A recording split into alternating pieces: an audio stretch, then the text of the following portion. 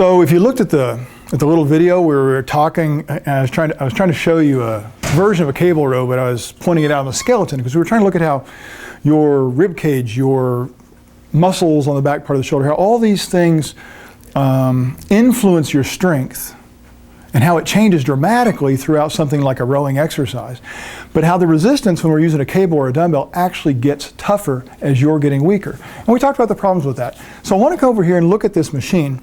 Now right off the bat, the whole industry is out there going, machines are bad for you. Well, relax and listen for a second. One of the things I think is really funny is all the people saying machines are bad for you don't know anything about machines. I think before you dismiss something, you should know every damn thing about it. Be an expert in it, and then you can go, look, this is why I'm justified in what I'm saying. You don't know any, here's some things that are cool, okay?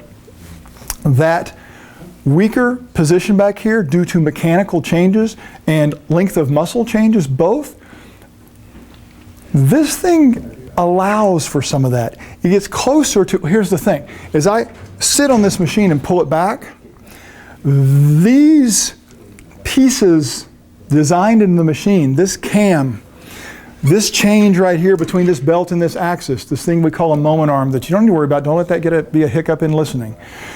And even the changes in your distance when you're pulling, distance from this axis when you're pulling, all of these things actually make it roughly 30% lighter depending upon the amount of movement you perform relative to this arm. So it starts giving you more resistance and it ends up giving you less. Now that's an interesting thing also because we also did a video, if you saw it, about 10 pounds is not 10 pounds. And we brought up in that specific one this idea of inertia. This thing is not 10 pounds or 100 or whatever because it's mechanically designed not to. And it doesn't mean, this doesn't mean that all row machines are built well. I can show you one that actually works the opposite. One of the most popular ones out there, like the hammer one, it actually starts lighter and gets heavier. And the path of motion is an epic failure because it actually encourages more elbow flexion while increasing resistance than it does shoulder motion. So it looks like a row, and it's a great row, that demands people to cheat. That's why you see people in their one arm doing all this stuff, and they're like 1,000 pounds on the thing, when they're really only using about 100 pounds of effort, but the rest is just throwing it. This thing can actually be performed closer to precision without cheating because it actually gives you what the body needs as you go through this specific motion. So without going through the specifics of this, there's lots of ways besides just cams to create this change. There's a Nautilus machine back here that's a row machine, and it has some different features and a very different way of creating that change in resistance as you move. They're both pretty nice. One of the things that's different about these two machines you'll notice is this chest pad. And one of the things, again, like along with machines are bad, is if you're using the pad, you're cheating. You've got to be sitting back here using all your trunk/core muscles. You know what? You really need to stop saying that one exercise is the way to do it, that one method is the way to do it. We don't even know why for sure. When we say those things, at least as an industry, we don't seem to. What we really need to think is, what do you really want from this exercise? And make decisions based on the goal of the exercise. So think about this. If I was standing doing a row, all right, standing, I've got a lot to control here. And if I'm not actually cheating, moving weight I can't actually move with contraction, I'm launching it. If I'm actually holding relatively still doing the standing, my load that I'm moving is going to be relatively reduced by all the things I have to control/juggle in the process. If I sit down, I reduce the juggle, which typically means I can do more load appropriately. Again, I still can't cheat and call it more load. What does the chest pad do? It again relinquishes some of the juggle, some of the things I have to control. Now, if your goal of the exercise is to have to control these other things, then you don't have the same goal for the pulling part that I might.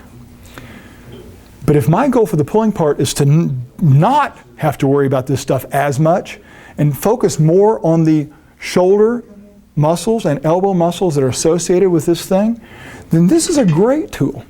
And the load will I can even take advantage of my full output capabilities and challenge them more appropriately and get more out of the exercise for that specific goal. And one more point on this idea that support is bad for you, that restraint is bad for you. restraint and support and non-wobbly stuff is absolutely vital for very specific outputs. What do I mean by that? Here's an example.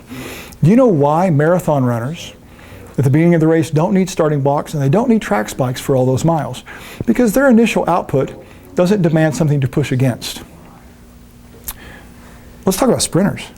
Sprinters have starting blocks to shove against, because if they used all their output without the starting block, they just spin.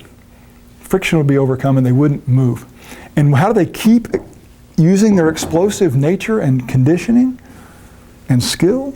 That's why they have little nails coming out of the bottom of their shoes, the spikes, so that they can actually take advantage of all of their output they've created.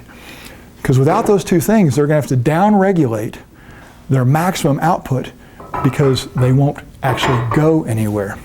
So these are really important things from trying to starting to understand that these are for very specific goals, that not all of them are built the same. Some are far superior to others, but it's about understanding the body, understanding the goal, that kind of thing. And yeah, I can use this, not use this, but it's not a matter of good or bad. What do we really want from this thing?